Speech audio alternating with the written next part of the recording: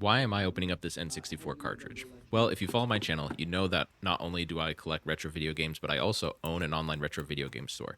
I already own a complete in-box copy of Super Smash Bros. For the Nintendo 64, so this one will go on the store. Before it becomes available on the store, though, I need to do a few things. One, I need to check to make sure that it's authentic, replace the battery if the game has one, clean the cartridge inside and out, and test to make sure that it works. Did you know that there are a lot of fake Nintendo N64 cartridges out there? While often these fakes work, they're not built to last and can be made with low quality materials. Most of the time, I see these offered for sale on eBay and Amazon, and even surprisingly on local classifieds as actual real cartridges. I've been doing this for a while, so I can usually see a game and know that it's fake just by looking at the label and like the look and material of the cartridge. But these fakes are getting more and more real. So if you're buying a game from bitjumpgaming.com, you can know that it's been checked and verified for authenticity and that it's an actual real game that was sold by Nintendo. And did you know that the N64 and other video game systems often used a small coin battery inside the cartridge to save game progress, like you can see in this copy?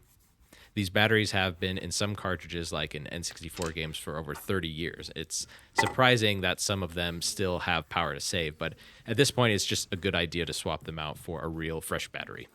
If you're not used to soldering, like if you've never used a soldering iron before, this is a good first project to handle. But if you're worried about damaging your game and don't want to tackle this yourself, you can always take it to a local retro video game store, like a shop, and they'll for sure have the means to do that. I'm sure they do it there, so they can swap that out for you easy. And at bitjumpgaming.com, we replace every game that has a battery save so that you don't have to worry about getting a game that won't save.